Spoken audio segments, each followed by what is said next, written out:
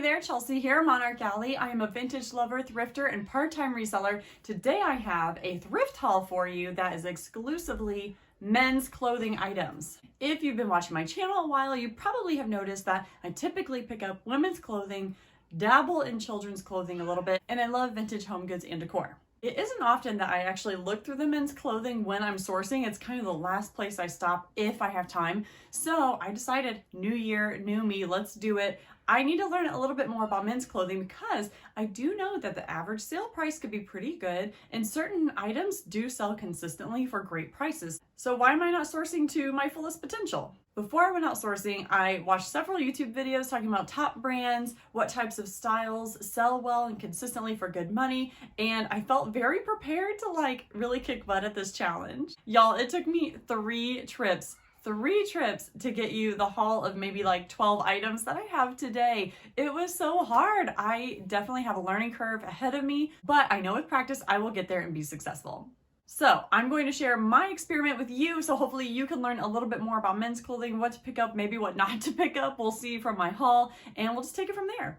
Before I jump into the haul, I encourage you to leave any comments that you might have about men's clothing items that have done well for you, an item that you consistently look for, or a brand that you look for that you love picking up. I think we could all benefit from that education if you're willing to share.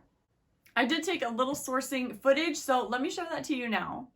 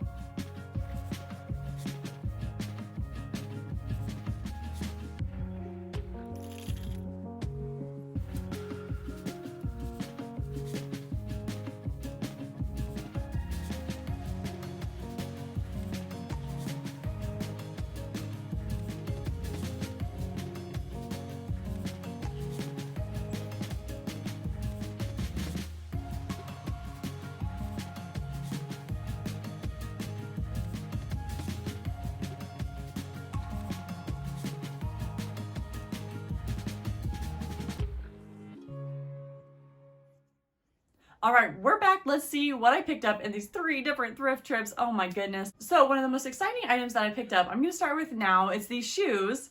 They are called No Bull, and they are a very popular, very expensive workout shoe. I've been seeing other resellers talk about these on their channels. So these I actually picked up for $20, which felt crazy. I never pay up that way for items, but they sell consistently for $60, $70, $80 depending on condition. So I knew I would at least make that $20 or $30 profit after fees and my cost of goods. So these are actually a men's 8.5 or women's 10. So I do consider these to be a men's item for this haul, but I actually have it listed under women's because I'm thinking that the size might be more desirable for women. So we'll give it a couple weeks, see how it goes. They're currently listed at $75 and I've gotten a few offers in the $45 to $55 range. So I'm feeling really good about making at least a $30 profit on these shoes. So one trend I saw in the various videos that I watched when I was doing my research was that men's outdoors apparel can do well, and there are brands like Cool and Arctic Fox and a few others that I can't remember off the top of my head, but I didn't really find any of those brands. In fact, most of my thrift shops, they really didn't have a lot of men's clothing to offer to me, so I don't know. Anyway, I found this Land's End coat, and I think Land's End is a somewhat desirable brand. I know they make quality apparel, and this coat kind of gave me retro 90s vibes, so I went ahead and picked it up. It was $9, so a little bit more than I would like to spend. Comps are ranging in the $20 to $30 range, so this isn't a heavy hitter, but it's a cool coat. I do need to give it a wash. It looks a little dingy. I love the highlighter bright neon orange, and then it is fleece lined on the inside. So this is and it does have more of a paper tag, so I do think it's vintage. It says men's medium on there, and made in USA, so that's pretty cool. I love sourcing men's denim and men's jeans, so I definitely looked at that section in every single store I went to, and I picked up only 2 pairs. Here's a challenge that I had when sourcing specifically for men's clothing, is that I'm pretty sure I was finding women's clothing in the men's section. Sometimes that'll happen. I'll find men's stuff in the women's, but there's so much women's clothing that it just kind of all works out, you know? But in the men's clothing, the racks were already pretty small and they were kind of filled with like some really basic polos that I wasn't really interested in picking up. So when I would find a cool piece and kind of discover that it was probably a women's piece, I was like, I don't know, what do I do here? So the jeans that I did get were Levi's, of course. So these are, I think, a vintage pair of Levi's, although they don't have the inside tag that says made in USA or not. But I do think that they are vintage just based on like the coloring and the material feel. They are a pair of 569, 28 by 28 Levi's. And I think I could even sell these in the women's department as well because they kind of have that high rise, like almost a mom jean look, but 569s are a lot more straight leg. They're not tapered, which is more desirable for the mom jean look. So anyway, I will list them as men's, but kind of see how they perform. And if they don't move, I might scooch them over to the women's department. I don't know, but they are a cool pair of jeans. And I love just that classic like Levi's, like kind of medium wash, heavy duty feel. So I expect to get maybe 20 to 25 for those. And then I did find another pair of Levi's that are a gray Levi. These are 5'11", and what was the size on you? These are a 32 by 32. I got both a pair of Levi's for $3.99 each because I went to a different thrift store that prices their things more individually and the kind of better prices. So yeah, these are pretty cool, and I expect to also get about 20 to 25 for these Levi's as well. I was definitely hoping to find some cool graphic t-shirts because again, that's kind of my comfort zone, and especially vintage ones can go for really good money. So as I went to these 3 different shops, that's something that I had my eye out for. Unfortunately, I didn't really find a lot.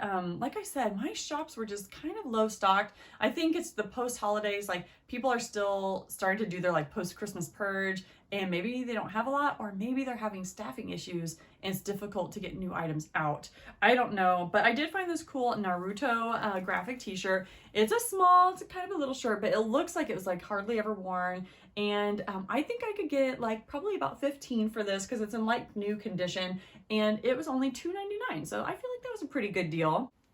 Next up, I went a little outside the box and got this kind of cool, what do you call these? Like a bowling shirt? Not really. Kind of this cool retro button-down shirt. What I really like about it is that not only the coloring in the panels, but that it is embroidered. Let me get closer. And it has these cool instruments on it. It seems to have like probably like a Mexican feel because I see like maracas, like maybe it's a mariachi style embroidery, but I would have to look more into that to confirm that. But yeah, this is a shirt by Cezanne, and it's really comfortable, like soft feeling. It seems like really good quality, so that's part of what caught my eye about it. It is a 2XL, which I think is a good size for shirts like this.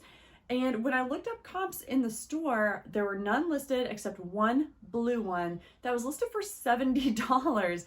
I don't think I'm gonna get $70 for this, but I'm starting to feel pretty confident that I could get maybe 30 to 40, given just like the cool vibe of the shirt. So yeah, the back is plain, and the front has just the cool embroidered detail. Here's another shirt that I did pick up in the men's section, but I'm actually going to list as a women's shirt, but I could have listed it as men's, so that's why I'm including it in this haul. It is like a crew neck applique sweatshirt, Texas vibes on here. We've got the yellow rose of Texas, we've got the longhorn, we've got cowboy boots and a cowboy hat and the Texas flag. But I did go ahead and list it as women's because I did a Facebook poll about this particular sweatshirt asking, what would you list this as? It's an extra large. Would you list it as a women's sweatshirt or a men's? And overwhelmingly the percentage, about 3/4 of the percentage was to list it as women. So I'll share that poll on the screen here. And it's a really good way to kind of get real-time feedback on some of the items that you're picking up. I know I've seen others do that as well, Ginger Marvin and Becky Park. And it's really helpful to see like what others think about your items. Of course, I still like to go on my instinct if I feel really strongly about something, but I've gotten some really great advice from people simply by doing an Instagram poll. So this sweater was $3.99, and I think I will get $20 to $25 for it. So that's a good flip for me. Okay, this next shirt is another one maybe I should do a poll for. It is an ASOS new tag shirt. So it has a little tag here, and it's a really nice shirt. I love the dark floral vibe of it. Honestly, I kind of want to keep it and wear it myself this summer. What is leading me to think that it could be women's is like the shorter sleeves here. I just don't think men's shirts do this, but I did pick it up in the men's section, so I probably should look up maybe the style number, or I don't know, try to find anything on the ASOS website. I don't see any darting on, a lot of times women's shirts, like this will have a little bit of darting to kind of take it in like under the bust. But I'm not seeing that, so I don't know what to think. But this is an extra small, and for a women's extra small, like I think it would be a women's small or medium. So that's also what makes me think maybe it is a men's extra small. I don't know, guys. What do you think on this shirt? Either way, I think it's really nice. I really like the ASOS brand, but I think it doesn't resell for as much as my brain tells me it will when I pick it up. So this, I think the comps were showing around the $20 range for a new with tag piece. If it were pre-owned, I would get even less. I did pick this up for $3.99. I don't know that I would pick it up again, but like I said, I kind of had the intention that I could potentially wear it if it doesn't do well. I was really excited to pick up this next piece. It's a cool Bulls sweatshirt. Shout out Becky Park. She's probably gonna try to claim this from me. So this has vintage vibes. I really love the different stitching on the sleeve, like the color block panels. It looks really cool. What's interesting to me is that on the shirt, you can see there, it has the Bulls logo and then it says 1968 to 1969. I don't know what that means. I know that this is not a vintage sweatshirt. So yeah, if you have any thoughts, let me know what you think that means. But this is made by Mitchell and Ness, and it says nostalgia, it says hardwood classics. So it's definitely made to look vintage. When I looked up these sweatshirts do really well. I think I could get 30 to 40 for this one because it's pretty much like new as well. But yeah, it's such a cool sweatshirt. I love it, and it is a men's small. They did price this one up. I think the thrift store knew it was cool, so I paid $6.99 for the sweatshirt, but like I said, I think I can get $30 to $40 for it.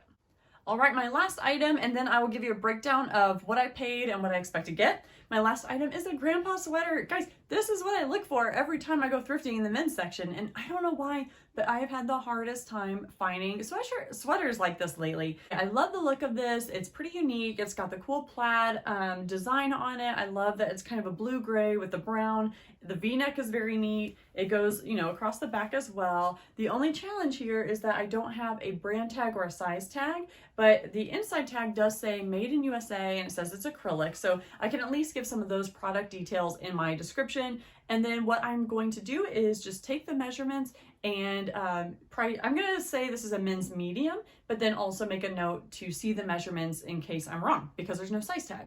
I have this listed as a men's sweater currently, but I do know that women tend to search for like grandpa sweaters and stuff like that too to get a little bit of that oversized look. So hopefully it'll reach all the audiences and sell pretty quickly. I paid, what did I pay for this? I paid $3.99 for this and expect to get about $25. In all, I spent $65 on these items, and I expect to get somewhere in the $250 to $300 range, which makes me really happy. That's still 4 times my money that I put into it. The cost of the time that it took to pick up these pieces is a whole different story, but that's just a part of the learning curve. I'm learning a new category, men's clothing. Of my bins of inventory, I have like 4 bins dedicated to like hard goods, home decor, that stuff. I have like another 5 bins dedicated to women's clothing, and then I have 1 for children's and 1 for men's. So like I said, I'm looking to expand my men's clothing because I do know that those items can do really well as long as you know the brands and the styles that are currently trending. Hopefully the time that I put in was a learning opportunity, and the next couple times that I go, it'll be a little bit easier to shop men's. Guys, I feel like it's so boring. Like it's flipping through plaid button down after plaid button down. Sorry guys, you don't have a lot of options. It's really not fair. So that's it. Let me know if you learned anything today, or if you can at least commiserate with me on the struggle of sourcing men's clothing. Drop a comment below. Let me know your strategies or some of your favorite brands to pick up, and I will be on the lookout next time. Until then, I will see you in the next one. Bye.